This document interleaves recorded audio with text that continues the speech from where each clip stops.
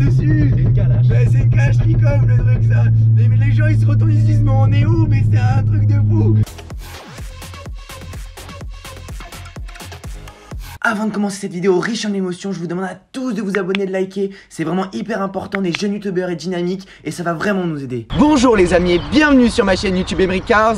Alliant des vidéos de qualité mais aussi de courte durée sur des voitures de sport à la fois sympathiques mais aussi atypiques. Et rien que pour ça, je crois que vous pouvez déjà vous abonner.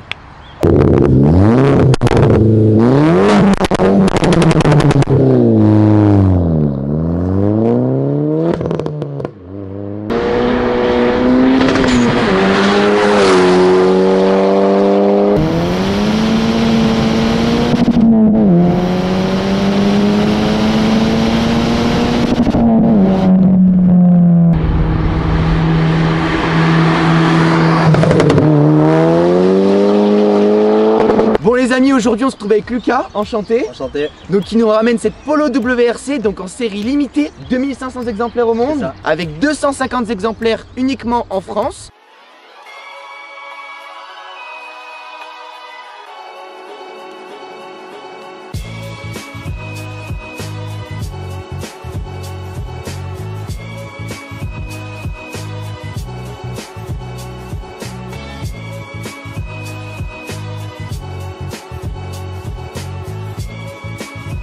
Et alors c'est une histoire toute particulière, c'est quand Ogier a gagné en 2013 la WRC, ils se sont dit pour des questions d'homologation et pour une question de marque et d'image, ils se sont dit on est obligé de créer une version route. Ça n'a rien à voir avec celle de rallye, on est bien d'accord, mais au niveau de l'esthétique et de l'image, ça s'en rapproche tout particulièrement. Bon alors sur cette Polo WRC, il y a tout qui change, ça n'a plus rien à voir, même comparé à une Polo GTI. On retrouve ici les bandes en covering gris et bleu. Et ensuite donc sur la face avant, qu'est-ce que tu as changé toi au niveau de l'esthétique? Bah alors moi du coup j'ai passé le R en faisant un covering de la même couleur que les bandes. Et j'ai peint le logo Volkswagen en noir pour avoir une gueule un peu plus agressive. D'accord, et ce qu'on disait tout à l'heure, l'essai totalement d'origine parce que c'est une voiture qui prend de la cote. Aujourd'hui si on parle de prix c'est entre 25 et 27 000 euros si je dis pas de bêtises. Et ça va continuer d'augmenter puisque qui dit série limitée, qui dit cote qui flambe, et donc du coup il faut en prendre soin. Pas essayer de faire trop de modifications au niveau de l'esthétique parce que c'est surtout ce qui plaît. Donc on le rappelle, cette Polo WRC elle est sortie en une seule couleur, blanche. C'était unanime, mais bon, à cette époque-là, le blanc était élu la meilleure couleur de l'année sur le marché de l'automobile, donc ça posait pas de problème. Faut pas trop en faire non plus, t'as juste passé le logo noir. On reste sur des modifications qui sont totalement sobres. Alors qu'est-ce qui se passe sur cette face avant, Lucas? Bah, on va avoir du coup des fausses entrées d'air noires. On va avoir une grande bouche noire qui a été apportée sur ce pare-choc avec une grande calandre toute noire laquée du coup. Et cette lame noire spécifique du coup. Et alors il faut faire très attention parce que vous avez vu c'est très esthétique, très beau. Mais il y a une rebuque ici qui permet d'avoir un peu plus d'aérodynamisme. Ça a été fait par Volkswagen. Là on a vraiment une bouche d'aération qui est conséquente pour pouvoir refroidir le moteur, et parce que c'est un compartiment moteur qui est assez ancien. C'est pas celui repris à la Golf GTI. On n'a pas voulu prendre le pas par rapport à la Golf GTI, pas prendre le même base de moteur, mais je le rappelle qu'elle fait quand même 220 chevaux pour une Polo et pour son poids c'est vraiment extraordinaire. Alors là on se retrouve sur la partie la plus intéressante, donc le moteur. Donc d'origine 0 à 100 6 secondes 4, 220 chevaux et 350 Nm. Je vois qu'il rigole un peu parce qu'il dit c'est quoi ces petites caractéristiques pourries d'origine. Vous vous en doutez, si on est venu aujourd'hui, c'est qu'il y a une grosse prépa moteur. Au niveau du poids, on se retrouve entre 1 tonne 3 et 1 tonne 4. Certains diront que c'est très excessif pour une Polo, mais après, ce qu'on retrouve au niveau du compartiment moteur, on dit quand même que c'est légitime. Au niveau de la préparation, dis-nous un peu ce que tu as fait. Alors bah, déjà, j'ai mis la mission Volkswagen Racing en carbone. Ouais. Avec une prise d'air en façade. Il y a une dump valve forge. Il y a une rampe de R8 avec des bobines d'R8. Il y a des bougies froides. On a une valve d'RS4. Pour avoir une meilleure régulation d'essence. Clé turbo CTS. La liste est longue, hein. Vous pouvez prendre un café, prendre tout ce que vous voulez, parce que c'est pas vrai de terminer. Donc vas-y, je te laisse continuer. On a un échangeur AirTech gros volume, on a un embrayage renforcé Satch compétition avec son volant moteur renforcé. On a un décatat sur mesure en 76 mm en inox, un intermédiaire Miltech, et ensuite du coup on a une pompe HP Loba. Et après la Carto, le stage de plus a été fait chez PST Performance qui est en collaboration avec C2 Motorsport. Et derrière du coup on a un silencieux Group N en inox qui a été fait sur mesure également par Ultimcar à Nîmes. Il travaille vraiment bien. On a son Instagram qui s'affiche juste en dessous, donc si tu le conseilles, c'est que c'est vraiment du bon travail parce que tu es dans le domaine de l'automobile, on le rappelle, tu es mécanicien auto, donc toutes les prépas que tu as faites, c'est de ta main, on le rappelle, le coût total de la prépa là. On est aux alentours des 5 000 €. C'est conséquent, mais le résultat est vraiment impressionnant. Maintenant, parlons chiffres. Alors, au niveau chevaux, on est à 380 chevaux. Et au niveau Nm, on est à 550 Nm. Ce qui est énorme, vous vous rendez compte, parce qu'on a presque doublé le nombre de chevaux. On a pris 200 Nm. Alors déjà que de base, on dit qu'elle a du mal à passer la puissance au sol. Vous allez voir que c'est vraiment n'importe quoi. Qui dit préparation importante dit aussi amélioration du freinage. On essaye d'en faire un tout unique et surtout équilibré avec Lucas qui roule tous les jours en daily avec cette voiture. Donc toi tu as besoin d'avoir un freinage qui est aussi conséquent. Donc explique-nous un peu ce que tu as fait. Alors du coup au niveau freinage, on a des disques Group N avec un alliage spécial. On va avoir des plaquettes, des carbone Lorraine. Au niveau de la suspension, on est encore sur des amortisseurs d'origine. J'ai des ressorts Heliback en moins 35 à l'avant et moins 30 à l'arrière. Et au niveau du pneumatique devant, on est sur des semi-slick, des Nankang NS2R. Ouais, parce que là il faut passer la puissance au sol. Et surtout tu avais mis des cales au départ. Donc ça. Elle était encore plus rabaissée, mais tu t'es dit là c'est trop. Non, c'est trop, t'es dans les ailes. Sur ce véhicule on continue avec de l'originalité et surtout un modèle qui se démarque des autres. Donc là on a toute la bande ici en WRC qui vient rappeler l'esprit de compétition de voiture et pourquoi elle a été créée, on le rappelle. Et ensuite on vient retrouver ici l'Instagram du propriétaire. N'hésitez pas à aller le suivre, c'est un mécanicien automobile, passionné de voiture et surtout super sympa. Bon, l'arrière c'est ce que je préfère, plus agressif, vraiment racé. Donc là on a l'esprit course avec l'aileron WRC. Donc la numérotation c'est la 1945 sur 2500. Après t'as pas fait beaucoup de changements esthétiques, on le rappelle, pour pas décoter la voiture. T'as ici le logo que t'as mis en noir, c'est ça. Et après ce que j'aime bien c'est que tu as rajouté donc le covering, tu l'as continué sur l'arrière. C'est ça. Et du coup pour avoir un tout uni, j'ai rajouté les deux bandes derrière, du même coloris que les bandes extérieures du véhicule. Et ensuite il a supprimé l'essuie-glace pour que ça soit plus esthétique. Tu as continué le covering aussi au niveau du logo. Et alors ce que tu as fait sur la partie arrière, on a l'impression que c'est d'origine. Donc on continue Lucas sur les parties qui la différencient d'une Polo GTI ou d'une Polo classique TDI du voisin. Donc là, alors dis-nous un peu plus ce qui se passe. Alors on a le diffuseur qui est propre à la WRC noir laqué. On a la sortie en 90 mm en inox qui a été fait chez Ultim Car également. D'accord, donc on va le voir ensuite sur le niveau de l'intérieur. Et ce qu'il faut dire aussi, c'est que tu peux changer le pop and bang. C'est-à-dire que tu appuies sur un bouton, quand tu veux te faire plaisir et avoir un bruit agressif, c'est le moment. Et après pour être plus discret en ville, il enlève. Bon Lucas, avant qu'on présente tout cet intérieur et de tout ce que ça représente, on va faire un petit côté anecdotique. Donc au niveau de l'histoire, cette Polo n'a pas été produite en Allemagne, contrairement à ce que tout le monde pourrait penser. Et même moi, je suis resté sur le cul, je me suis dit merde, elle a été produite en Espagne. Pourquoi? Parce que quand ils ont gagné, c'était en Espagne, ce championnat de rallye.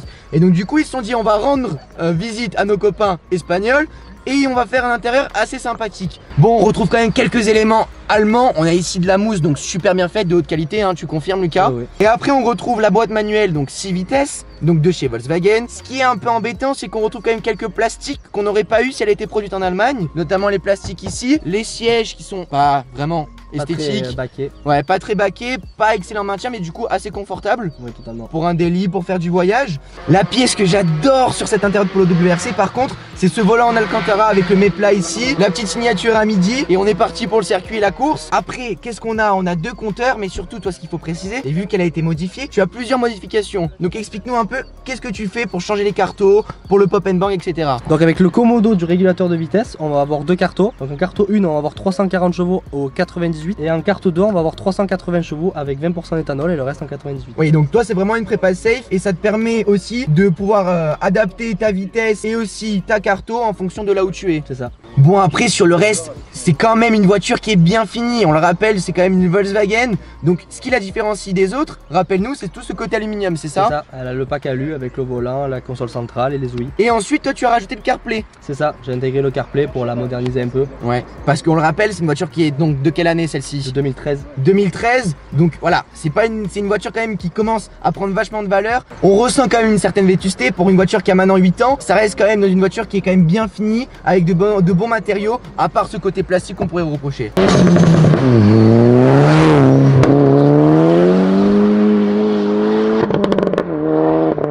Les amis, bienvenue à l'intérieur avec Lucas. Bah déjà merci de me faire confiance et de me la prêter.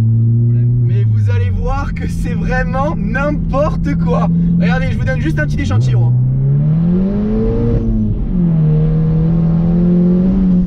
Merde, ce que ça marche, vous vous rendez pas compte. En fait, elle a du mal à passer la puissance au sol vu que t'as 380 chevaux. Donc C'est une traction, le rappel tout train sur un train avant, mais regardez.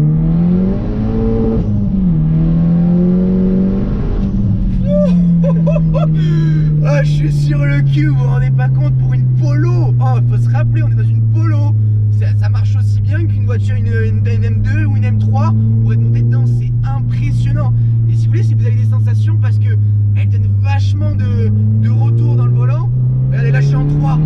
Même la reprise en 3, c'est... En fait, faut limite tout le temps être en 3, même quand t'es à 50, 60. Allez, premier rapport, on ne sert pas à grand chose. Allez. Vous voulez faire un 0 à 100, c'est pas la voiture. Non. Mais par contre, si vous êtes déjà en roue libre et pouvoir accélérer, ça c'est une voiture qui est faite pour du run quand même. Merde. Alors ce qu'on disait avec Lucas juste avant, parce qu'on allait faire un tour, c'est que la boîte de vitesse, voilà, ça aurait peut-être mérité une boîte d'auto, parce qu'en boîte méca, le problème c'est que vous lâchez le volant obligatoirement pour passer la vitesse, et donc du coup faut réussir à la maintenir à une main, quoi, parce que ça va être brusque. Ouais, voilà, c'est vraiment un petit taureau nerveux, quoi. Donc là on est en carte 2, tu confirmes, Lucas? Ouais, 180 chevaux. Oh là là. Et en virage, vous avez un peu intérêt à faire le malin, je suis très humble parce que c'est une voiture, tension, très dangereuse. Je suis en 3ème, regardez. C'est pas possible. C'est quoi cette caisse? C'est vraiment n'importe quoi, les gars. Il nous a fait un truc dessus, mais énorme. Je sais même pas si tu arriveras à prendre plus de plaisir de dingue avec rapport qualité-prix, c'est inégalable déjà. C'est fiable. Très fiable, ouais. Toi, côté positif, négatif que tu pourrais dire peut-être sur la voiture? Au niveau négatif, ça va être qu'ils n'ont pas fait un 4 roues motrices sur le véhicule. Ouais. Ça va être le seul point négatif que je peux lui reprocher. Et après, le point positif, c'est qu'ils ont mis le moteur, le 2 litres TFSI, le A113. C'est Ouais. un très bon moteur avec un très bon potentiel et très fiable. Et donc toi, ouais, même avec un stage 1, tu me disais tout à l'heure, tu prends déjà 70 chevaux, donc c'est un moteur qui est fait pour être préparé, quoi. Écoutez ça. Je suis en 3ème, rendez-vous compte, en 3ème, elle patine à 6000 tours. Non mais, c'est juste totalement dingue. Par contre, voilà, freinage très bon, je tiens à le préciser. Mais le problème d'une traction, c'est que, surtout déjà même d'origine, vous êtes là, elle peut vous emporter vers l'extérieur du virage tout le temps. Donc dès que vous freinez, attention, les deux mains sur le volant. Faut être hyper vigilant. Putain, est-ce que ça marche, Lucas? Je suis sur le cul. Et vous voyez, voilà, voiture très dangereuse. Heureusement que tu as changé le freinage. On voit que tu as une boîte de vitesse quand même renforcée, embrayage renforcé. C'est très important pour la prépa safe, toi tu confirmes. Et après, niveau consommation, alors ça donne quoi? Alors moi, j'ai pas une conduite trop brusque, donc on va être sur du 12-13 litres.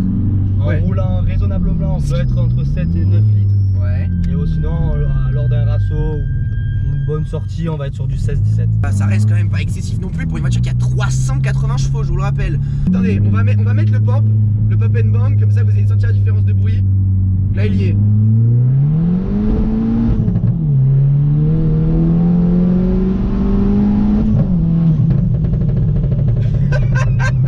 Regarde le rétrograde.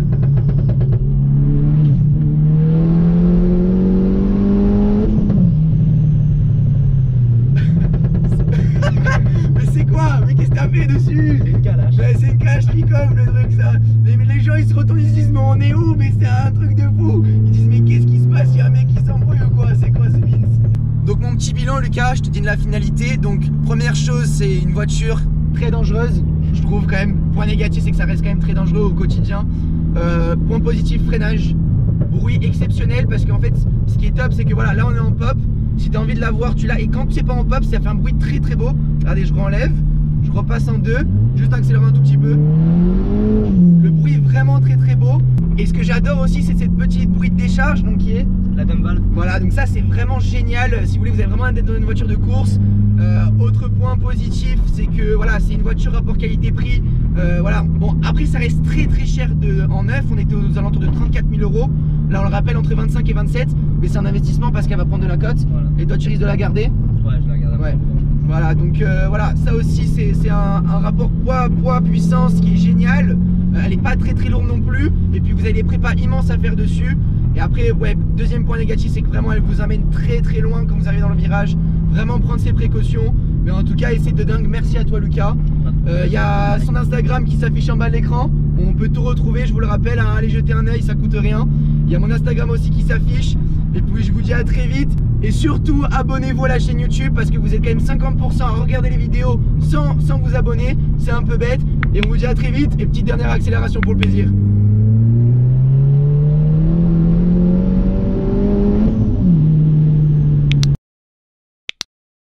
Conduite accompagnée pour Emeric. Pour le WRC, ça rigole pas. École de conduite française. Il est con. A few moments later.